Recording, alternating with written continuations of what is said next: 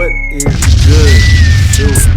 Gang, back here with a. I keep looking at it because the screen is showing right here, so it's like hard for me not to look at the screen. But that's the same thing as looking at the flippy screen when I do that and not look at the lens. So I gotta really practice that, you know what I'm saying? Niggas been doing too many damn videos not to have that down by now, you know what I'm saying? Gotta catch yourself, man. Been slipping. I gotta look at y'all. But anyways, what's good, Silver Gang? Back here with another video, man. And today we're gonna be talking about Streamlabs OBS versus OBS. And basically, I kind of want to break down the difference between the two of them when dealing with reaction videos, not live streaming. We will not be talking about live streaming at all in the course of this video. Now, you can do live reactions, but we're not going to talk about that either. We're just going to simply talk about reaction videos and why using Streamlabs OBS or Streamlabs is better for reaction videos depending on what equipment you're using and depending on your computer. Because what I've come to find out by using both programs is that Streamlabs OBS is extremely CPU intensive. As far as my computer goes, I have a 2015 MacBook Pro, 500 SSD, 16 gigabytes of RAM. And honestly, we could just look right here, go about this Mac, and as you guys see, I have a 2.5 gigahertz quad-core Intel Core i7 processor. I have no idea what that means, but you know, you see it there. That's what I got, running macOS Catalina version 10.155.7. But anyways, I basically just want to kind of show you guys why. I'm gonna just flat out say I think OBS is better for reaction videos, and this is why. Let's get into the video. Silver Gang, we finna blow out, yeah. Silver Gang, we finna close out, yeah. Silver Gang, yeah, we finna blow out. Okay, so right now, as you see, we are on Streamlabs OBS. You might not hear it, but my fan on my laptop is going something vicious right now. But you know, it's okay. Everything's running smooth right now. You guys see me smooth. No frames are being lost. Everything is running smooth right now. We are on OBS Studio or OBS Labs. Streamlabs OBS. We're on Slobs, you know what I'm saying? So on Slobs, it's all good right now. I definitely like it for the live stream. I definitely like all the things that you can do on it. But for my computer, for my needs, it's definitely a little laggy when it comes to first test right here. When you want to actually do a screen recording, which I already have this pulled up right here.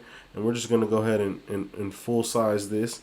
And once we start the screen recording, you kind of see how like stuff gets a little laggy, you know what I'm saying? And if you want to do more like pausing, it's a little laggy, you know what I'm saying? Or if I wanted to escape from this, it doesn't respond right away. I'm probably losing a bunch of frames right now. I'm not looking at the OBS Studio Labs. Still not letting me just like escape. Probably gonna have to go up here. Boom, dropped it down.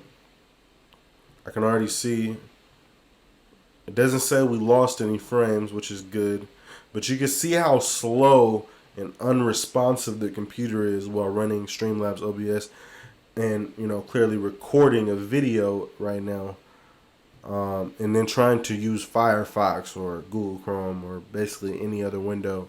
It starts kind of lagging a lot. But let's compare that to OBS Studios. Oh, well, forget that snap. Look, we lost some frames. Not good. No bueno. Let's exit out of here and go over to OBS and see the difference and see how much better it is, at least for me and my needs. Now we're gonna switch.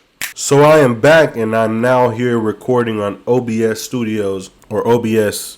Maybe it's just OBS. I'm not really sure. I think there might be a separate one. I don't know. I've watched a whole lot of videos, and what I didn't say about OBS Streamlabs as well, I had to punch in a whole bunch of settings. Had to look up different videos to figure out which different settings I needed to punch in to be able to get it to my, my needs. And everybody's needs as far as what settings you need is going to be different based on your setup. So definitely a really big learning curve when it comes to that with the settings as far as OBS Streamlabs. Now, when I came over to OBS, the only learning curve that I had to really figure out was, hold on, let me turn my mic down a little bit. It might be a little too loud. But the only thing I really had to figure out, I think it was still a little bit too loud. We're good right around here.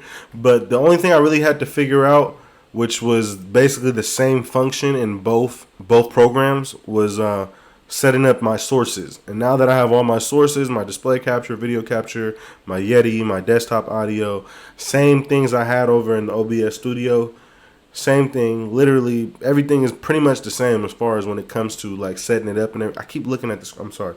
When it comes to setting it up and everything, but I'm going to show you now the difference between OBS and Streamlabs OBS, because you guys seen in the last clip what Streamlabs OBS did and how we were losing frames.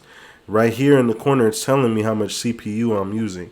Now let's go over here to YouTube and hold on, I gotta start screen recording. Boom, as you guys see right here, same as OBS Studios or Streamlabs OBS. God, I'm tired of saying them names over and over again, but it's for the video. And as you see, it's way smoother. I could pause. It's not really lagging too much. I can go full screen. Everything's kind of cool. My fan is still working hard, but not as hard as Streamlabs OBS. CPU is at 26.2%, nowhere near 100. Great, 30 frames per second. We're not losing any frames. Everything is working perfectly fine as far as in OBS Studios. As you've seen in OBS Studio Labs, I was having a lot of problems. Now, mind you, this is just for the reaction videos.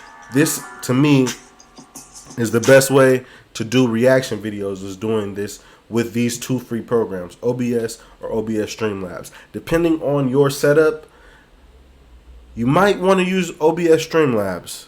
For me personally, considering that I keep losing frames, and mind you, I've dialed in, I've looked up so many videos on how to change the settings to not lose frames, which if you've seen in my last couple videos, I was kind of getting it. Like some of the time it wasn't losing frames, but sometimes it was just overworking, like the CPU was just too much, and I would start losing frames, and it doesn't look good. I do not like it. And I definitely appreciate this OBS because I don't have that same problem. And I didn't have to dial in any. I literally didn't do anything with this OBS when it came to settings. All I did was add my sources, set everything up, and I'm good to go. Boom, bam. That's it. That is literally it. So if you want a more in-depth video going over how to do reaction videos on OBS or Streamlabs OBS, I can do that.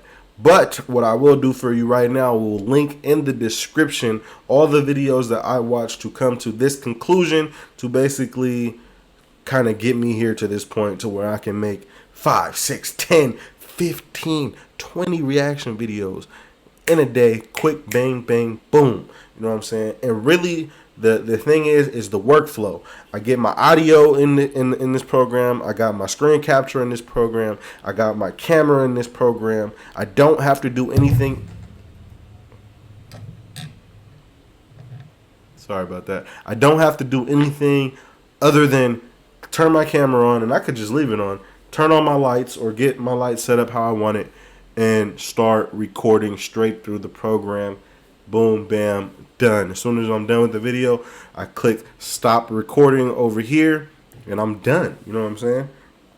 And that is the difference, or Streamlabs OBS versus OBS. Hopefully that was informational. Hopefully it wasn't just a waste of time for you.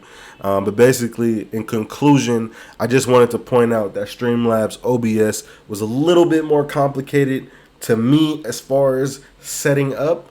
As far as the settings go. Now, both of these programs were simple as far as setting up the sources, getting the picture, and you know what I'm saying, like doing the basic thing that you just want to do real quick. That was simple. Now, when it came to like live streaming or recording on Streamlabs OBS, there was a whole lot more settings and things I had to do. I have not streamlabs or I have not streamed or live streamed on OBS, so I'm really not sure. But that's why I wanted to just mainly focus on reaction videos. When it comes to reaction videos, it seems like Streamlabs OBS is kind of, you know what I'm saying? Now, depending on your setup, that might change. As far as for me, Streamlabs OBS was a little bit more, you know, laggy and not really as easy to use for me when it came to doing reaction videos on Streamlabs OBS. And when I'm doing it right here on OBS, which is the original, I'm not having any problems. Nothing is lagging. The video is coming out great. The audio is great. Everything, I could just boom, turn that off, and as soon as I'm done recording, it saves just like on Streamlabs. So for me and my personal needs and what my setup is right now, I'm going to have to most definitely say OBS is what I will be doing my reaction videos on, and possibly even live streaming. I'm not sure yet. But thank you guys for watching this video. Hopefully it was helpful. Please give me a subscribe, a like, a comment, all the above when it comes to YouTube. And I will see you guys in the next one. Also, get a free $20, get yourself a free stock, sign up for the Stash app, link in the description. Also Robinhood, free money, free stock, why not?